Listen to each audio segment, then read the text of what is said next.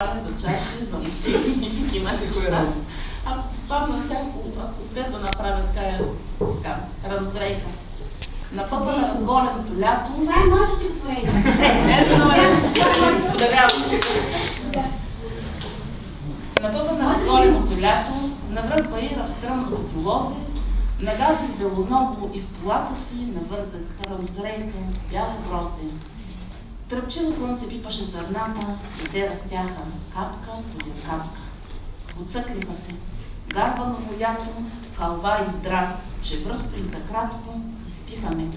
Чух истинска плаха, че гарвано око не вади. А после цяло село се събраха да вдигат покрай мен душмано гради. Градихаме, поихаме, пак бързах. От ден до хладна сладост пак наливам и докато ти чакам да побързаш, на чучелото в ризата се скривам. А ти търси ме на баира лозе. Когато съм нахранила ятата, за теб ще пазя вкус на ранно грозде на пъпа на разголеното лято.